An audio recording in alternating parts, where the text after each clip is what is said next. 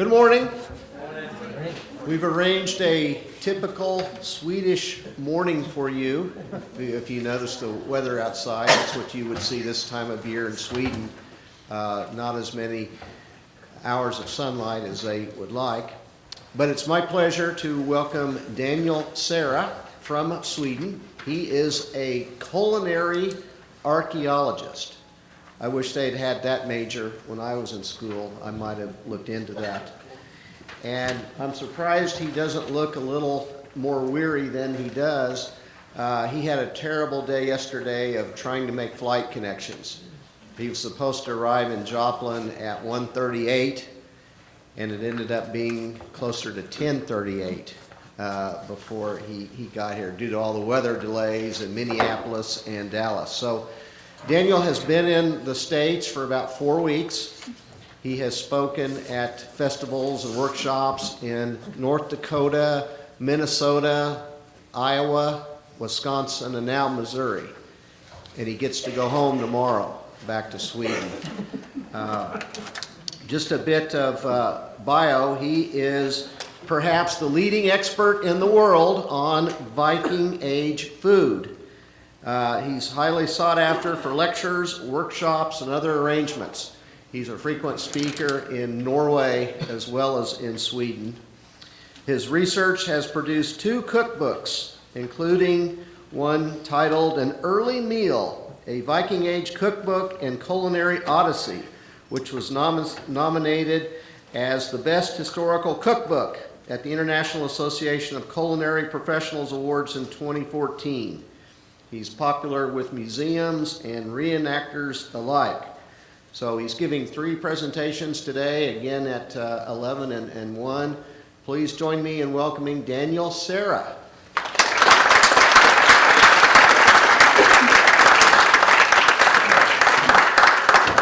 Is it on? Can you hear me? Yeah, I'll try not to get some weird interference.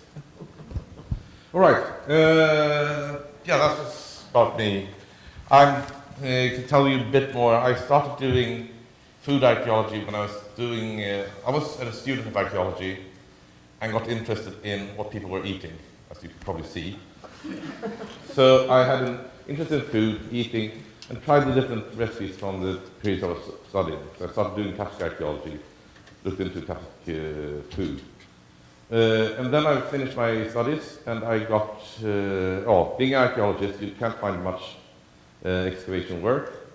So me and a friend started a medieval catering firm, doing medieval feasts for a few years. Then I started my PhD studies and sort of got derailed into experimental archaeology. And this is what I'm going to talk about. This first lecture is going to be a bit more about how I do my interpretation, how can I get into knowing something about what people were eating at the time. Because this is a time period when you don't have any written recipes. There's no written record of what people were eating. So we're really working with evidence that's sort of circumstantial. Let me know if my pronunciation is off and you can't understand a word, or if you have any questions. Well, let me know. So, why study food? Food is important, of course. Most of us will have to eat. And food is, it is present in most people's minds. Even if you don't like food, you have to think about it. So food is important for that reason. And that makes it a really good way of portraying history, because everyone can get this association. So I like to work with history through taste, smell, even tactile experiences, to get closer to history. And this is a way of getting interested, learning history, getting an idea of it. But food is also important for many other reasons. Food is, for instance, a very good way of exploring power structures, the ideology of the time, how you can include and exclude people. For instance, still today we can exclude people through food. You don't invite someone to your party and they will feel excluded. in school, high school, where you were seated could certainly have a role on who you were. You would not allow people into your table, you were not allowed to a certain table. That would be a way of excluding people, including people. So you have all these kinds, you can use food to play a role, to play out ideology. For instance, invite me to a fancy French restaurant, and I wouldn't know what to do with all the forks and knives. That would exclude me if you don't tell me beforehand. So this would have been common in all parts of history. Another important part of studying food is I often find that food is following history in general. Sometimes influencing it, but quite often you can see what's happening in the world through the food as well. So, how do I do my interpretations? Well, this is a question looking at sources. I'm mainly looking at archaeological sources. Today many do when you find interpretation of historical foods, you often find people just doing subtraction, just taking away what's available today, looking at traditional food. But you have to go deeper when it's a non-written food culture. So this is just a short. So I'm going to go through my way of working through food.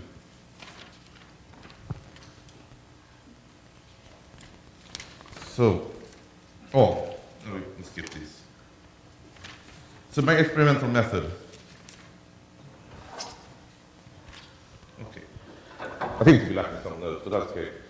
Experimental. First, to look into the experimental food, you have to have a basic understanding on the food. You have to have some basic knowledge of food at the time you're studying. During the Viking Age, we know that this is a larger economy. We know that this is an economy where you have to store everything. You can't rely on fridges, freezers. You have to rely on primitive ways of storing. Drying, smoking, salting to some extent. Some primitive methods of, for instance, lactic acid preservation. But you have to rely on this storage economy. This means that you also have to rely on seasons.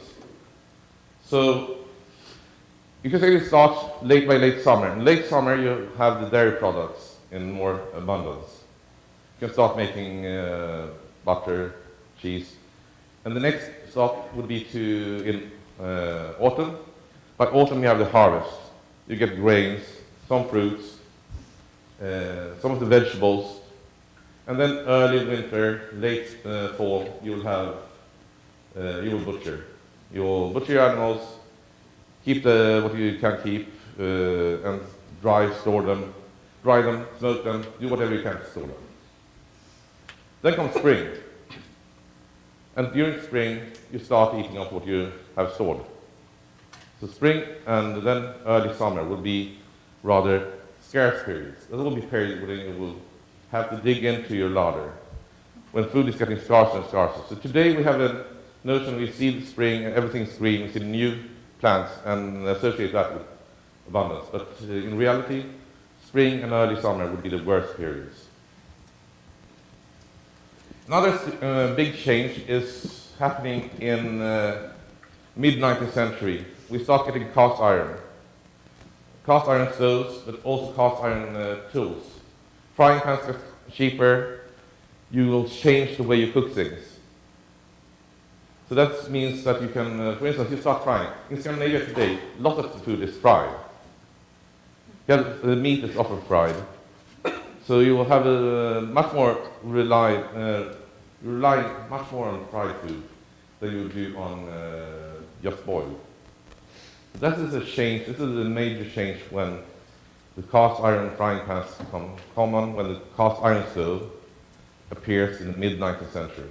Then there's a third major game change in the food, in culinary world. By the early 18th century, the fork is being more common. By using a fork, you change how you eat. And when you change how you eat, you also change how you cook.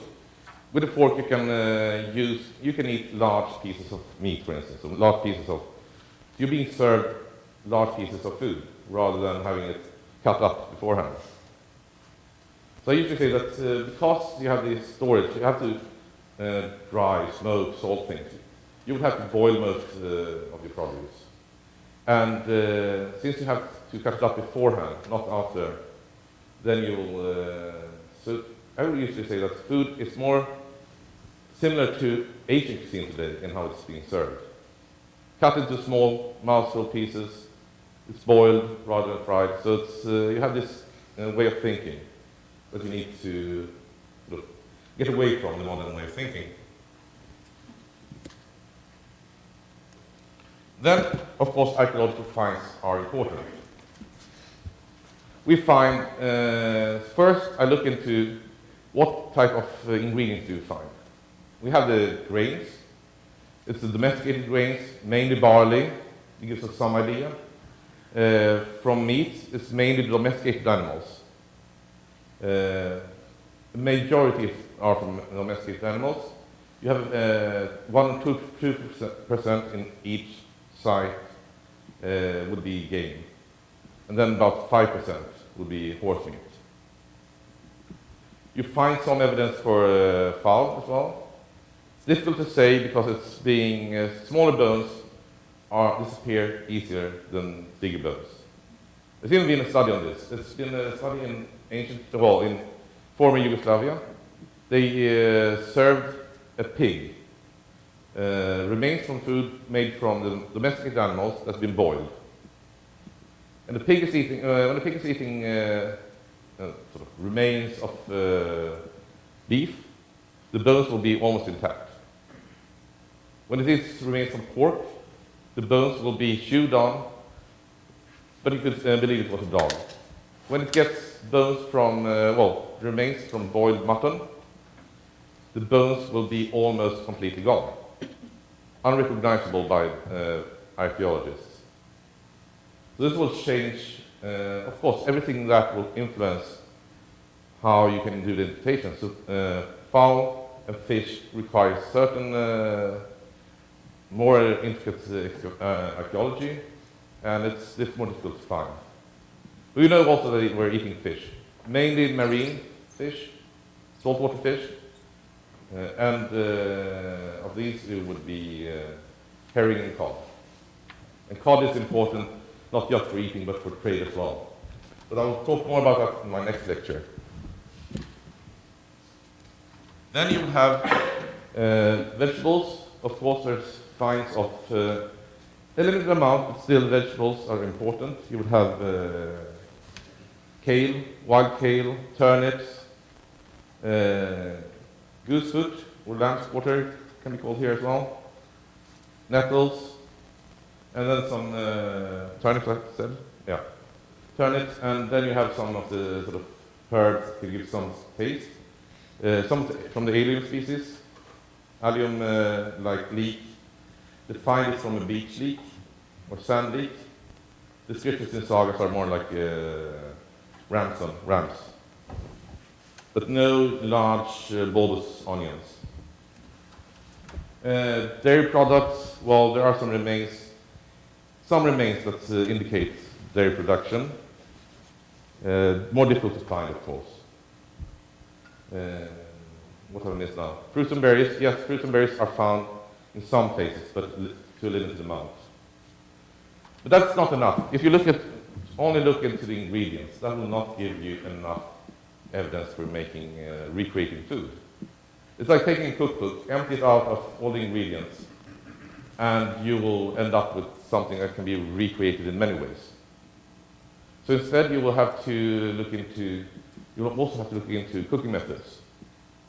So archaeologically, we find evidence for boiling. We find iron cauldrons, soapstone vessels. We find pottery in the South Scandinavia, and they all appear a bit different. And then we have finds of other cooking methods, but much rarer. Frying pans which almost have no rim at all, beaten by hand. So it's hand-wrought pans. So hard work. Then you'll find a handful of spits. and also can find some evidence for cooking pits.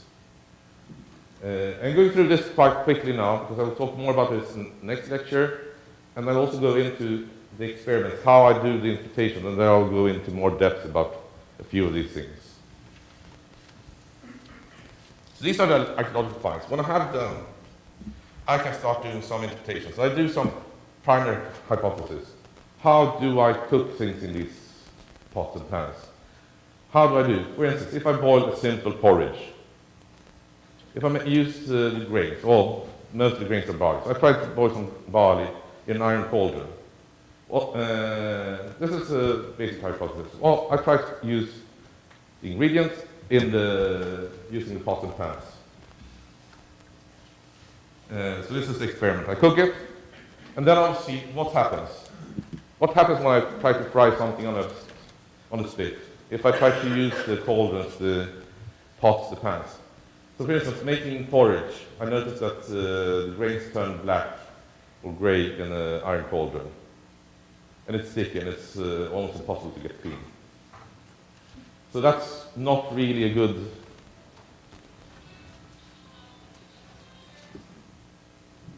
solution. So, well, the next part is to look into the sources. What can I get from written sources?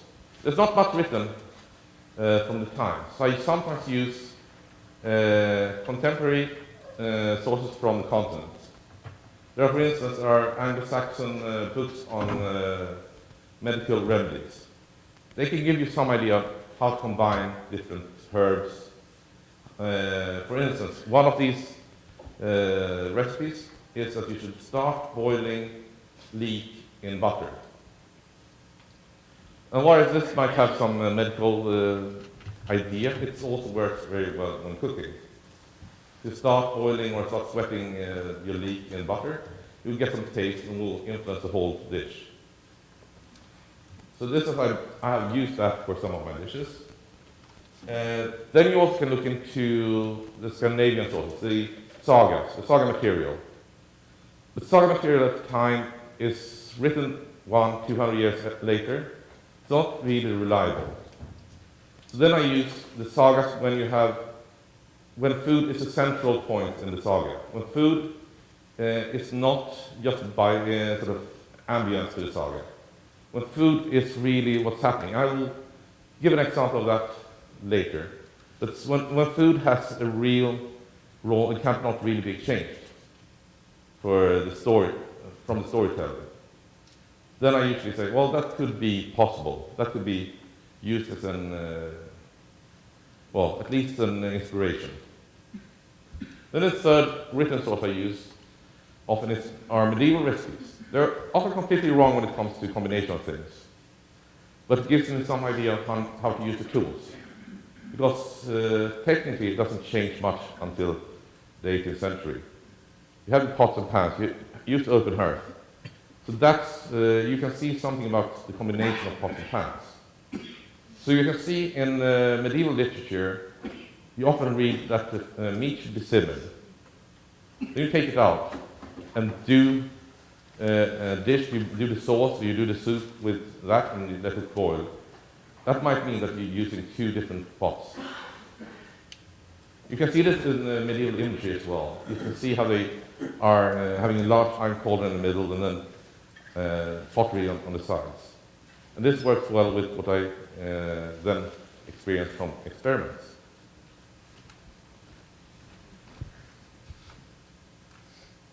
So my next part is getting a new hypothesis, thinking, well, basing it on the written sources, giving me some ideas of how to work my way through the combination of things. Another experiment, and this is very brief, but doing another experiment based on the new hypothesis. New observations, and then even a new hypothesis, and go back to experiments. This is usually what I call a field laboratory. Never really ending, constant going through the recipes, trying to recreate and reiterate my experiments. So, for some of the experiments then, the bread. So what do we know of bread from time? Yeah, that's the picture I want. So there's kinds of bread. So this is quite an easy experiment. There are kinds of bread from Birka. It's 60 or more breads have been found. They're all small like this. By analysis, we can see that they are only made from grains and water. No salt, no organic matter. They're rather thin, the thick, and it's a bit wrong up there because it's only one or two that are leavened. Most of them are unleavened. So this gives us a very good starting point. So the hypothesis would be, well, it would be fried bread, fried without any fat, because there's no organic matter, no organic fats in them. So no fat, no meat, nothing that seems to be influencing except for the grains. So I made mixtures of different grains. Thinking of frying them, we have the frying pans. The frying pans are not really used for anything else. Trying to cook, for instance, bacon in them, you will have fat all over the fireplace because the rim is almost non-existent. And it also have usually most of the frying pans, they're a bit this size, long handle, would have a rivet in the middle, so it's not really good for making things that can stick to that either. So the implication here is to make a bread using the grains only that you can fry. And after a few trials, I noticed that the less sticky the dough, the easier it is to fry it. And of course, you could fry it on hot rocks as well, but there is an indication about using the frying pan.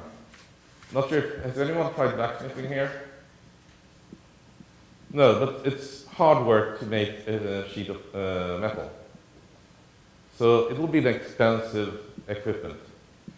So the frying pans, using frying pans for frying bread would mean that it's rather exclusive. This is something you do for a feast. It's not something done for everyday use. And this is also, well, you get some extra evidence from this being found mainly in graves. The breads are found in cremation graves. And then I go back looking at the written sources. And in Rigsula, it's a poem about Heimdall. Heimdall is one of the gods. He goes out into Midgård to visit, visit regular people. So he's traveling down to the wall. First, this is a thrall family. He's giving some food, just sort of bread made from the shafts and some stock from beef. Then he spends the night there, sort of overextends the hospitality, because 9 months later, a boy is born. And he repeats the thing with by some farmers and then by the Jarl family. In the Jarl family, he's served fried, white, thin breads. Gives us also an idea that this is part of the festive meal. So that gives us some idea as well on the context of the food.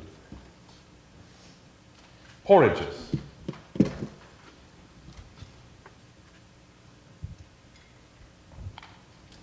Because making bread is hard work. It's another experiment I don't really have here, but making flour takes time. To make flour during using Viking Age methods will take, well, for me, I'm not really good at it, but using a hand quern, it's a rounded quern, you grind it by hand. To make a pound of flour will take me about 40 minutes. Again, I could be a bit better at it, but still, it's hard work to make enough flour to make bread for a day. So a more likely use of the grains, well, the most likely use of grains is, of course, for beer. Beer would have been the most important part. It would be the staple. But still, far more common than bread would be porridges. Porridges are described in sagas as being traveling food, a savory food. So I was looking into this, and as I said, my first try was boiling grains in an iron cauldron. That ended up a mess. The grains were bluish gray. It tasted okay, but it was almost impossible to clean. Clean up an iron pot with rivets from porridge. I didn't want to do that, and it took a long time. So I needed to reconsider how was it done, and what about taste? Can we learn about something about that? So going back to my experiments, I was looking into first the text.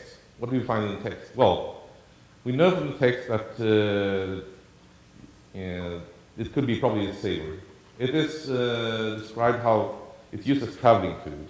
In one saga we have this protagonist. It's an Icelandic saga, so most of the Icelandic saga is about people who have a bit of an anger management problem. So the protagonist is fleeing Iceland. He's a fugitive. He has to run off. He gets on the ship with a handful of co-op traders. They have a ship together and they will trade, and they give him a spot on the ship. He travels with them. As they reach Norway, they make landfall or to eat for the night. So that is often how you travel during the Vikings. You will travel by day, then you make landfall in the night to make food. So he takes the communal cauldron, starts cooking his porridge, and he's probably not a really good chef because it will take a few hours. And the people start complaining. They send out one of the traders saying, well, you have to stop this. We are 17 of us. We should eat now. Can we have the cauldron back? And you can continue later. Upon which this hero takes the cauldron stirrer, or the porridge stirrer, as it's said in the saga, and hits the merchant over the neck, so he gets a burn mark. And that sort of gives the whole idea of what kind of person it is. What we learn from this is that they were cooking porridge as traveling food. And porridge here is it's an easy traveling food because it's made from dried grains. Then you probably add something. And being traveling food, I would say it's more likely that they add dried meat or dried fish rather than something sweet. So it would not be a sweet porridge as today, not a sweet sticky porridge, but rather something you would make to sustain yourself. So then I looked into different descriptions of making porridge. One of them is, I started with this Anglo-Saxon recipe, so saying that boil some leeks in butter. That's a good start. It's a good taste. And then I was looking into a medieval recipe for making porridge. And this you can read, of course. It's early English. It's more or less say that you should boil bacon, save the stock, and then you cook use that when you cook your porridge, and then mince up the bacon and mix it into the porridge. And it actually turns out really good. Perhaps not something, perhaps not what you want for breakfast, but still. Of course, the last part here I had to skip. They will color it with saffron, which is very much a medieval thing. And so this is the finished product.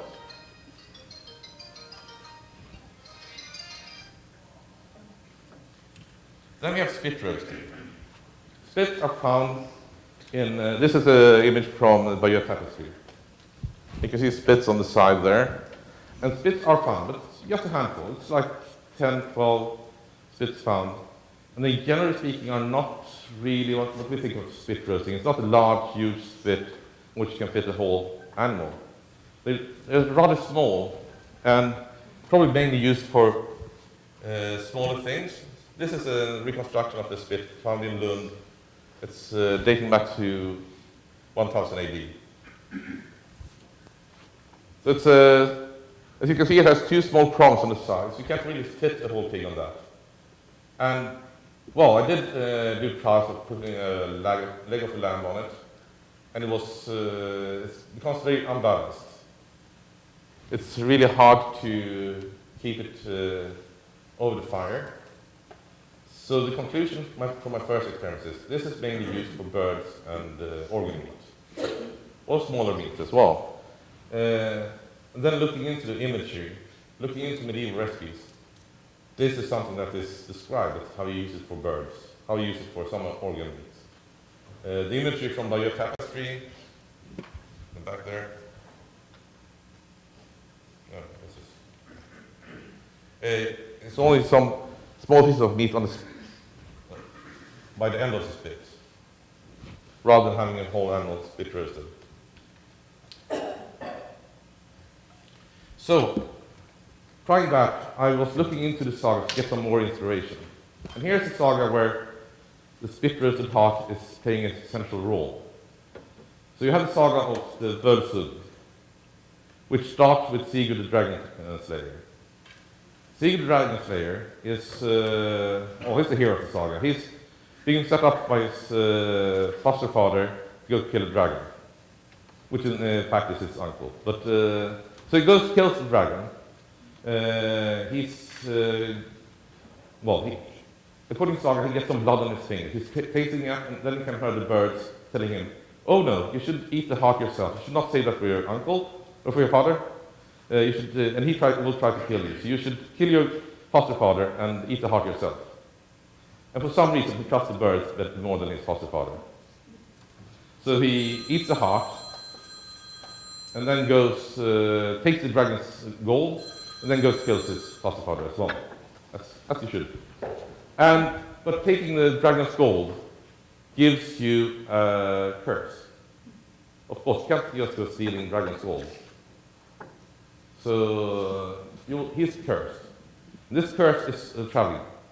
But yeah, so we can see, first of all, he's roasting the heart over the fire. Here's the picture from Sweden, and you have the sort of chaotic comic book description here, because he's missing, and then he's roasting the heart, tasting the birds, the blood from the dragon, and the actual runic inscription is the dragon itself. I think that is the killed dragon. So it's several things happening at the same time. But he's roasting the heart, eats the heart, becomes invulnerable. But the curse continues, and the curse will travel through the whole saga. And everyone who gets the gold will get the curse, and die horribly, or have a horrible demise and things happening to them.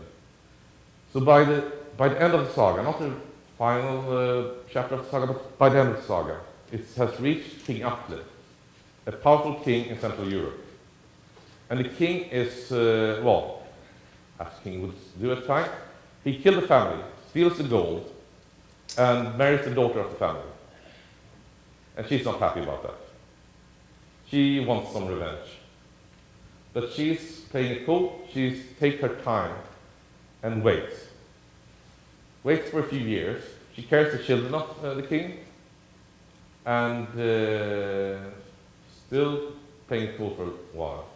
Then there's a large feast, a huge feast, and the king is served a red mead in golden beakers and hearts tasting of honey.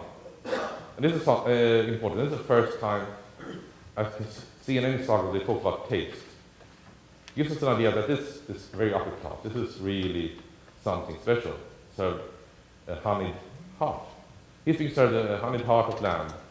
And then after the feast, she walks up to him and says, "Well, you know, the mead was not red because it was brewed that way.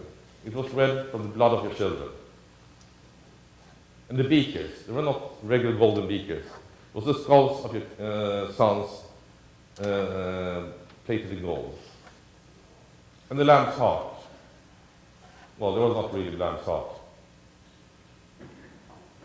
And then he was killed by her nephew." It's a rather morbid story, but this gives us a good idea on how to cook it, how to use the spit roast. Well, it also gives us an idea of the social implication of cooking a heart. This is not something you do for everyday food. This is not simple food. And again, today organ meat is quite cheap, but at the time you only get one heart from each animal. That would make it a bit more exclusive. honey would be really exclusive at the time. Many of the sources describe how honey is imported. And in fact, now I'm sort of digressing, and in fact, mead is not that common here in the Viking Age. Mead would have been an exclusive drink, and perhaps more associated with Slavonic areas than it was with Scandinavia. So the mead drinking in all the Viking films series is probably not as common as it would have been. In reality, it was not as common as it's portrayed. So mead is expensive. It's a really exclusive thing. Spit roasting is also being a very exclusive way of cooking. It also makes sense because it requires fresh meat usually. You will lose all the fat and juices. You can collect some, but you will still lose more than boiling it. So this is from when we do the experiment, and it's a lamb chop, I promise. Then we'll check the file. Yeah. Sort of conclusive, the last experiment here I will show you is the cooking pits. Cooking pits are found in Scandinavia, all through Scandinavian history, but finally in the Viking Age, it's the sort of end era of cooking pits. Cooking pits during the Viking Age are large, they're huge, about 2 by 2 yards. So this is often used in museums. So in museums you can often see small cooking pits, and this was my first experiment with cooking pit. Making a small cooking pit with just, as you can see, some lamb's leg wrapped in aluminum foil. That is obviously not very Viking Age method. Also, I thought it was smart at that time, wrapping the lamb's leg in dough. It's a good way because it will keep all the juices and fats inside. But that was before I started trying to grind the flour myself. So it's too much work in order to get enough flour to make this, to make bread you can't eat. So this is a starting point. And the cooking pit, it works, what we can find archaeologically, it's usually a layer of hot rocks, or a layer of rocks in the bottom of the pit. Then a layer of charcoal. And the method that we most often use is to put a fire on top of the rocks. Make a very hot fire. Keep it going for a while until the rocks have heaped enough heat to slowly release it for a long time. So we did this. We put in first rocks, then the firewood, raked off all the fire, put in the meat, covered it until you can get no more smoke coming out. Then you leave it there for a few hours. Problem was, when I did this the first time, it was a museum and we dug up 2 of them, but we had not enough time to uncover all of them. So we left it a bit longer. But it was still warm enough when we excavated them 5 hours later. So it worked. It kept fire heat for quite a long time. But being a 2 by 2 yard pit, usually, these pits are far too small. So my next experiment was looking into, well, can't we do it with a larger piece of meat, a full animal? So then I started tried to do this with a full sheep. So I got permission at the museum to try to make this. This is still the first experiment, yes. You can see the bread is unedible. It's almost like turning into charcoal and glass. But this turned out really well. People appreciate that. So this is the beginning of making the new pit for the sheep. So this is the pit, 2 by 2 meters, filled with rocks, mainly granite, which keeps heat good.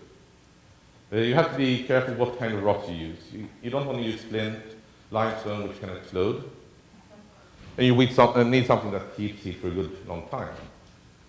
So we kept the fire going for 3-4 hours until you can see the sides of the pit changing color. And then we put in the sheep. You can almost see it. It's much later at that point. I think it was a closing time for the museum, but there were some problems because we had covered, and due to rains, due to the opening hours of the museum, we could not uncover the pit until 15 hours later. And I was a bit afraid that it would not really work. 15 hours is a long time. So here we are covering it, and then we are excavating it in the picture to the right. And we're trying, measuring the heat of the meat, being a bit afraid that it will not be hot enough. Turns out the meat is still at 170 degrees. So still at the point where you should serve it, or even a bit too hot for being a sheep. The sheep should be slightly lower in temperature when cooking it. So when I'm covering it, it was still hot on the rocks. The rocks were still really hot, that's why using gloves as well. And you can see it's almost like doing an excavation. So we put in the animal just using the hide to protect it from dirt and keeping the juices and moisture inside. And this is, yeah, you can see the remains of the sheep there. Then we got it up. This is after people have been digging through it. So it comes up really moist, really tender. So it's a really easy way. So it became really good, successful. So yes, it worked. This was an experiment that really did work in there. And the 15 hours gave me an idea, because the next time we made 2 pigs. And here we did actually use, I think it's a surfboard to get the pig up. Because that's the tricky part. When you cook it like that, it will become so tender that you can't really lift it. We tried at one point to tie it into, yeah, I'm going to finish soon, to tie it in the ropes, and it just dug through. So we couldn't lift it that way. So we had to flip it over onto a board of some kind. And here we are cooking 2 pigs. And also by this time, we learned it was 15 hours was okay. So let's extend the time a bit to 18 hours. And put it in the ground by midnight. Then we could serve it the next day for dinner. And there's one huge advantage to that. It means that I can spend the whole next day cooking side dishes. I don't have to care about the main food. And this was an insight which I could get from doing the experiment. I didn't think about that beforehand. You don't get it from reading about cooking pigs. This is what you get from experiencing it. And I think this is this was the last picture. It's about the time. So some time for questions. Yeah, 4 minutes. 4 minutes for questions. Anything? Yes? Use of salt in the cooking, when did that actually appear? Well, not really in cooking. It's salt and thyme. It's still quite an expensive import. So you would use it for preservation, but not for cooking, not for flavoring. It will not appear until the 12th century, when you start getting, when we become part of the salt trade. We exchange salted herring for salt. And the palate changes as well, because we're eating more and more salted food. Especially when we start using salted herring as a daily food, that changes the palate to demand more salt. So before that, I don't think we use salt as flavoring, not as a condiment. That is later. But that said, butter at times would probably be more salty than today, because it's a good way of keeping it. Yeah. Other questions? Yes? Yes, you mentioned that at the time period you're focusing on here, grains were ground by hand. Yes. About when did they start using mills? Mills start appearing by the 12th century. So the water mills.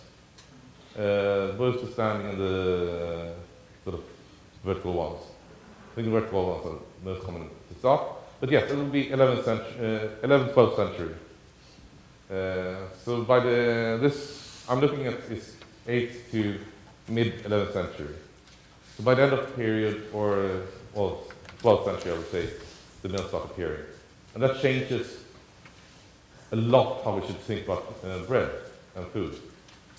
it's also a major change. Yes? Could we really say that the Vikings were agricultural people? Yes, definitely. Both in mind and in practice. So they seem to be relying only on almost only on agricultural produce. And they seem to have in their mind avoiding to be hunter-gatherers. To be gathering seems to be really something you don't really want to associate with. So even in Greenland, where the conditions are not really that good for being a farmer, they try to keep up this appearance of being farmers. They grow barley. They try to grow barley. There's fines of barley now.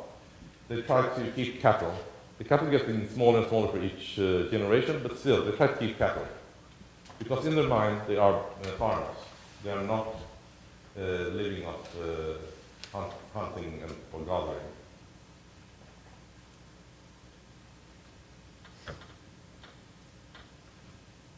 Anything else? Well, I'll be here for a while if you want to ask some other questions, if you're too shy to ask it straight away. So